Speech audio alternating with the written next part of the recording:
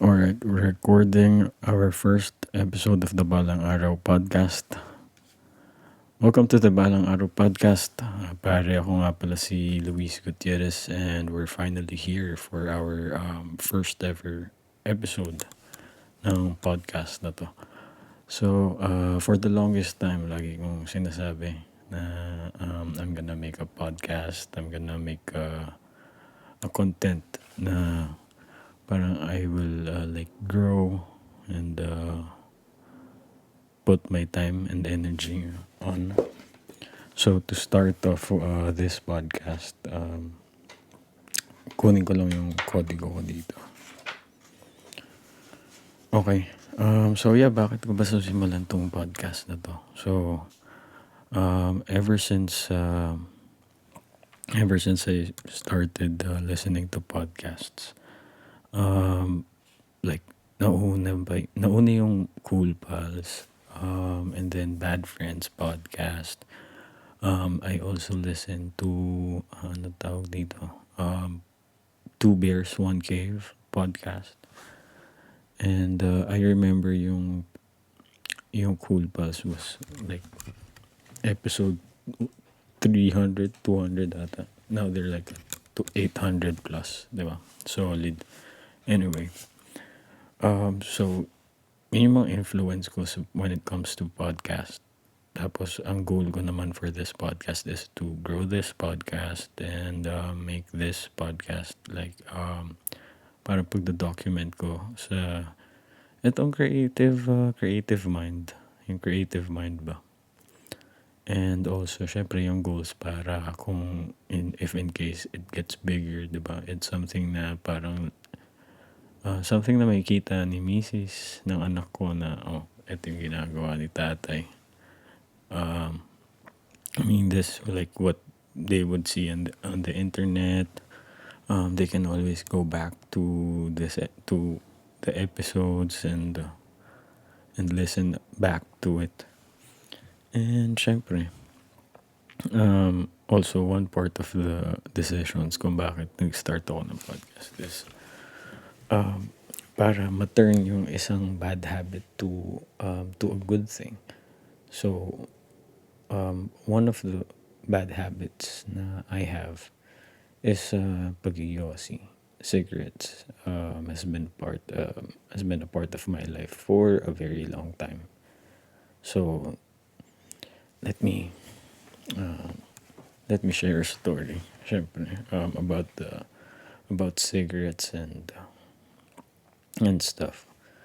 So I mean, if you're familiar with the story na may mga elder na makakasama mo and then kasama sa bahay or somehow like relative or mautusan ka as bata. So utusan ka, bibili ka ng yosi, like 10 pieces yosi or I don't know, half pack. Syempre opened na. Uso din sa Pilipinas kasi yung bibili ka ng tingi. Hindi naman always isang pack ng yosi. Anyway, so bibili ka ng yosi, utusan ka na sometimes sindihan mo na rin para, I mean, pagbalik, di ba, nakasindi na. Hindi mo nila kailangan sindihan pa ulit. Anyway, so that's where it started. So, utusan akong bumili ng yosi. May times, sasabihan, sindihan mo na. So, I'll try to light it up. And then, yung mga nagtitinda naman ng yosi, it's just like an okay thing. Tapos, at the time, you get to smell the yosi, the pack of the cigarette. So, yung yosi inside, medyo mabango for me during bata. Anyway, so that was like around 10, 11 na nag-start mautusan sa tindahan. Then, I started buying cigarettes na pang sarili ko when I was 12 years old. And yung brand pa ng yosi nun, Winston Lights para mas mura. Then eventually I got to the Marlboro Lights era. Marlboro Lights, then eventually naging Marlboro Red. Then I mean back to Marlboro Lights, and then that's my yosi for for a long time. So, dun sa story, dun sa, etong sa Yossi life na to, I was around 12 years old when I started. Tapos dire-diretso na siya hanggang hanggang recently. Nag-stop na ako nag-Yossi after almost 19-20 years. 19-20 years of smoking, I was able to quit smoking para kay misis, para sa sarili, and para sa anak ko. And yeah, for that 19-20 years, parang kasama yung Yossi sa lifestyle, diba? Pagkatapos mong kumain, pagkatapos mong mag-CR, pagkatapos mong whatever you're doing, mag-Yossi ka pagkatapos. Minsan nga nagkaroon ng time, nag-Yossi ako, iisipin ko na kung anong oras ako mag-Yossi ulit. Like, ilan pa yung Yossi ko, or kung may Yossi pa ako. Anyway, it's been part of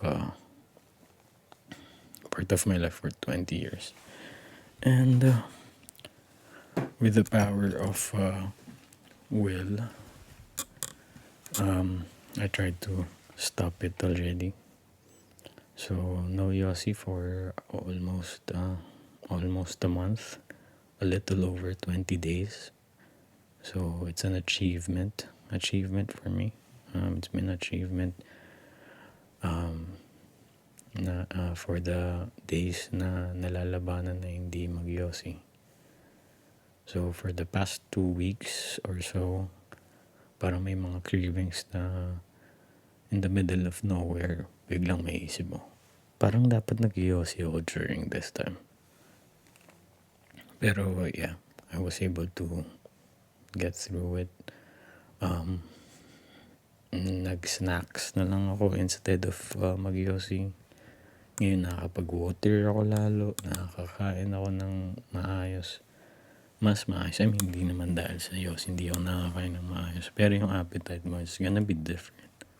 Tapos yung body is gonna act different, yung emotions mo is different. So, lahat sabay-sabay.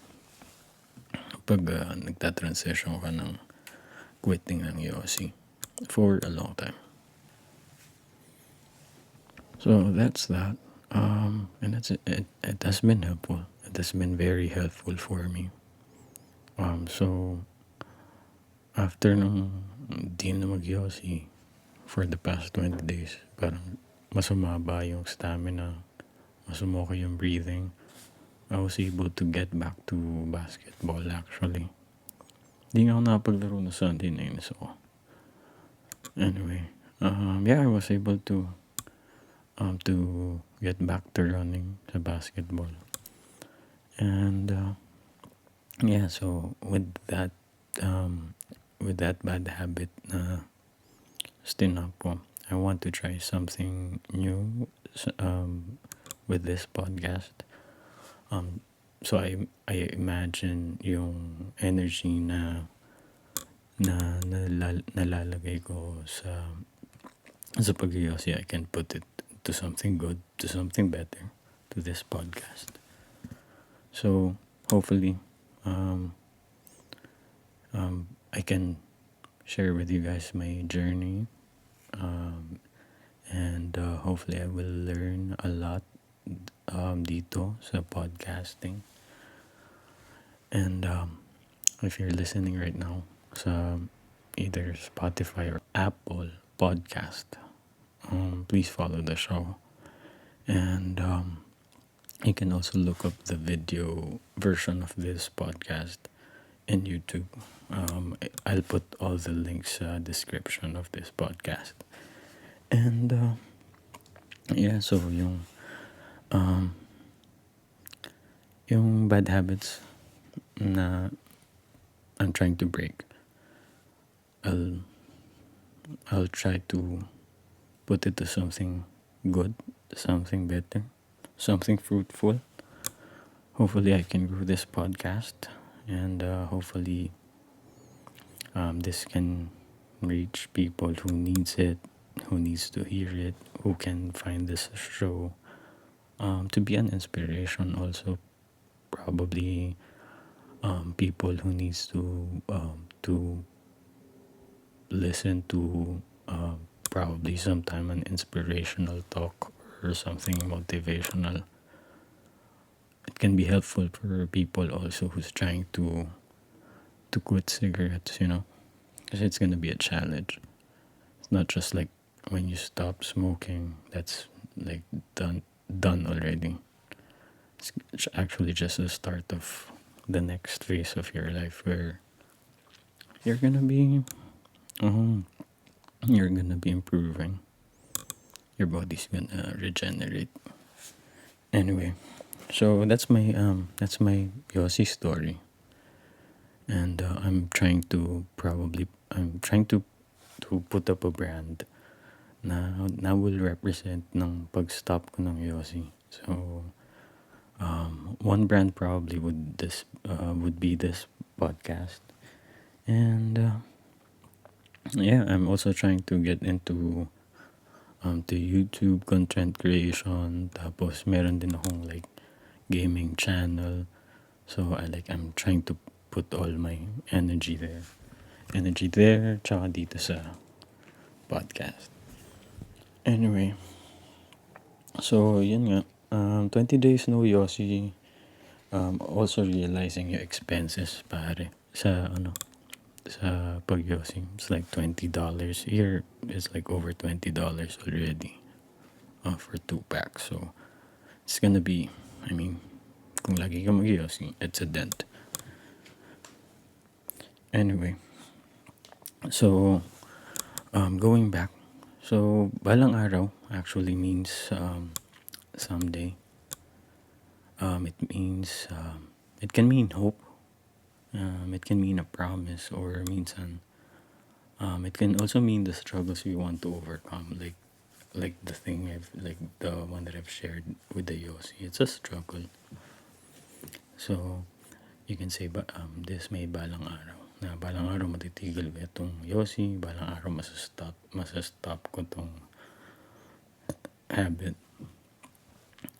It can also be balang araw makukuha ko na tong dream job. So anyway, for me, yung balang araw ko a few years back was when I was still away with my family. Kay misis sa anak ko. Balang araw, makukuha ko na sila. We're gonna be together. I was able to process that, and now andito na sila, and it's like a dream come true, right? Pero ngayon, meron pa rin tayo mga balang araw, may mga hopes, may mga dreams. Everyday pa rin na tayo nagtatry maging better. Okay, so this is it. Episode 1 of the Balang Araw Podcast. This show is my ground zero from turning bad habits into good to chasing the dreams I've carried for years. From being that 12-year-old kid holding his first cigarette to being the man who's 20 days clean. From saying someday I'll be with my wife to finally making it happen after 8 years. So if you're listening on Spotify or Apple Podcasts, please follow the show. And if you're there right now, check my YouTube page too. Kasi the video version of this podcast will also be posted there probably. At isa pa, please share this podcast sa mga tropa na tingin nyo na dapat makarinig na to. Invite them to join us dito sa Balang Araw movement. At syempre sa the No Yosi Club. This is just the beginning, and in the next episodes, I'll share more of the journey, fatherhood, family, mga creative minds, mga struggle also along the way. So, this is the Balang Araw Podcast. Thank you for listening, and I'll see you next time.